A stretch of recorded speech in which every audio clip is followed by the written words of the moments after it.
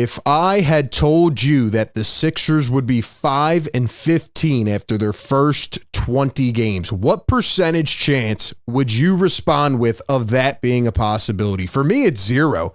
I mean, there's just absolutely, positively no way that I could have predicted this team having 5 wins in their first 20 games. Even if you told me that Joel Embiid would be out a handful of games with injury, even if you told me that Paul George would be banged up multiple times, this guy and that guy would be out of the lineup, there's just no way I could have seen this coming. 5 wins in their first 20 games. I mean, it's just absolutely unbelievable. And today on Philly Take with RB, I want to talk about this start to the season, where they go from here. What do I think should happen next? What do I think will happen next? Which players need to step up? Where has this thing really gone downhill? And people are starting to toe the line with Tyrese Maxey. So I want to talk about what I think's going on with him, give a little bit of insight into his struggles and how I think he can potentially fix this. So we'll get into all that as well as a couple important updates. But welcome in.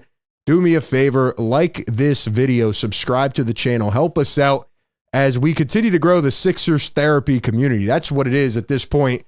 I mean, hopefully this season doesn't take a nosedive and is over in 20 games, but for now, I mean, it's hard to see a light at the end of the tunnel.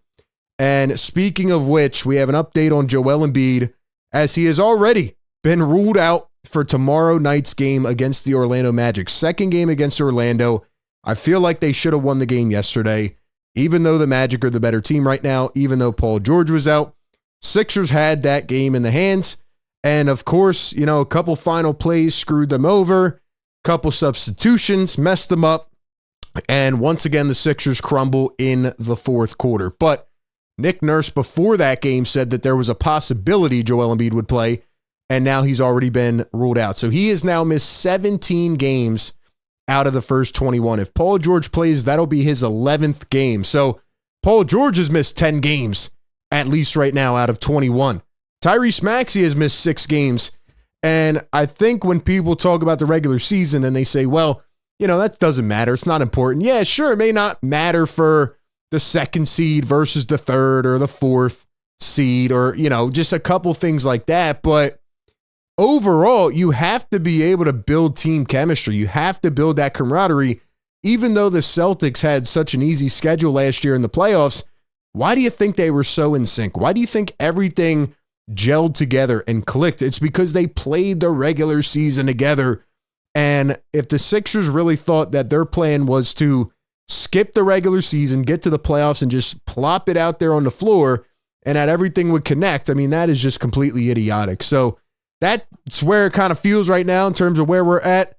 And in terms of last night, the last 2-minute report just came out a few minutes ago. And as we all expected, they reported that the call should have been made. There was obviously a foul on Anthony Black, but they don't call it. And Tyrese Maxey tries to heave up a 3 with the game on the line, trying to tie it up, and he fails miserably. Now, last night on the postgame show, I said I don't like Tyrese Maxey playing for the foul. He was obviously fouled. Tyrese Maxey continues to have the worst whistle in the NBA. But you can see right here, there was a lot of space to still try to pull up and try to shoot a 3 to tie it up rather than playing for the foul. So I did not like that. In that case, I would have went to Jared McCain, but we know Nick Nurse apparently doesn't view Jared McCain as the top guy. I think Maxey and McCain can be a solidified backcourt, but as of right now, Tyrese Maxey is not holding his end of the bargain there. And why is that? Well, here's the culprit. There she is. Myra Gordon, who is Tyrese Maxey's girlfriend, and he got the big contract this offseason. He got the girl, and somebody last night in the live stream said that Myra Gordon has completely messed up Tyrese Maxey, and I can't unsee it. Who is Myra Gordon? Well, she dated Shedeur Sanders, she dated Bryce Young, and she dated Jalen Green. Bryce Young looked like a bust last year. He's no longer with her, and now he's actually starting to play decent. Now, obviously, I am joking, okay? But it's hard to unsee it now. Like, did Tyrese Maxey get the bag? Did Tyrese Maxey get the girl, the fame? And did he just stay complacent? I don't think that's the case. Tyrese Maxey is shooting his worst percentage right now of his career other than his rookie season from long range. What's going on with Tyrese Maxey, okay? He's still averaging almost 25 points per game, and he is averaging 3.2 rebounds, 4.8 assists, 2 steals per game. He's only played in 14 out of the 20 games so far. But here's the concerning thing for me. Number one, he is shooting 30.5% from three-point range. That's down from 37.3% last year and 43.4% the year before, 42% in his rookie season.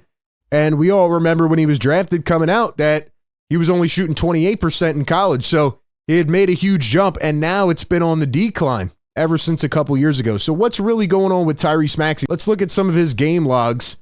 I mean, there's still games that he's played where, you know, he puts up 32 points against the Suns, 39 against the Rockets, 28 against Detroit.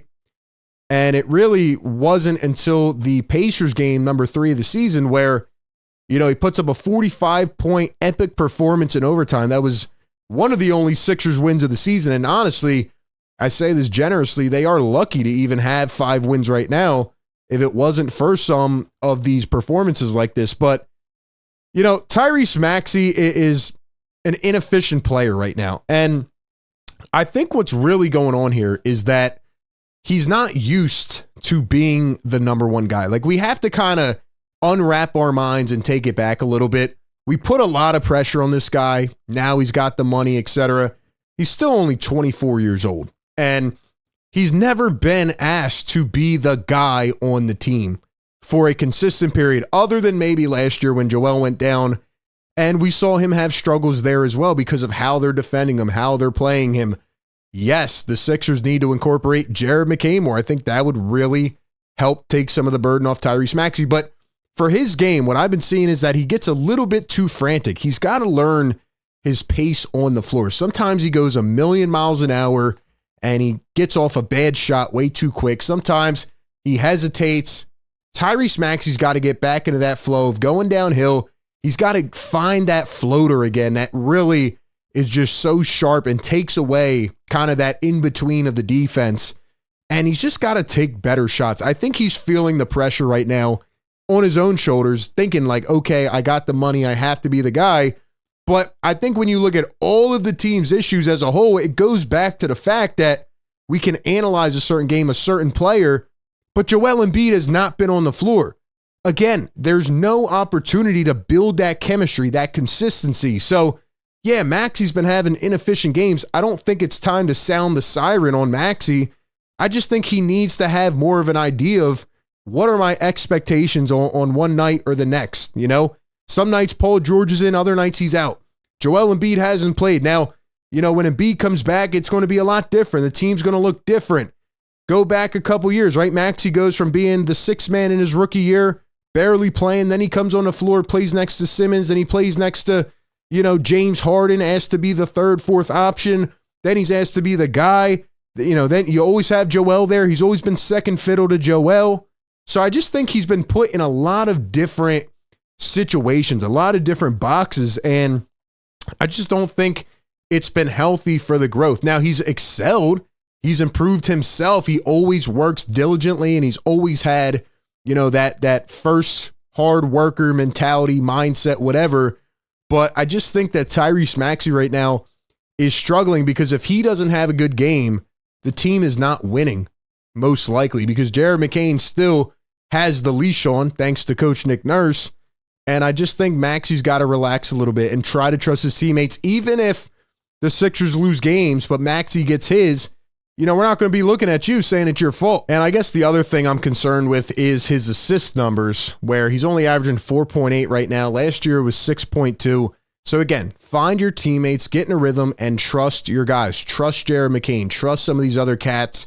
And, you know, it was even exemplified on that final play last night. Don't try to do too much. And I want to talk about the Sixers as well, because right now through 20 games, they are at the bottom of every category for the most part. 29th in points, 28th field goal percentage, 27th in three-point percentage, 29th in rebounds, and 30th in assists. This team has nothing that they can do offensively to generate good looks. I mean, they just started recently playing an actual offense, but you know, they still feel like they're in a rut. Some of these role players have been asked to do a lot that they're not able to do.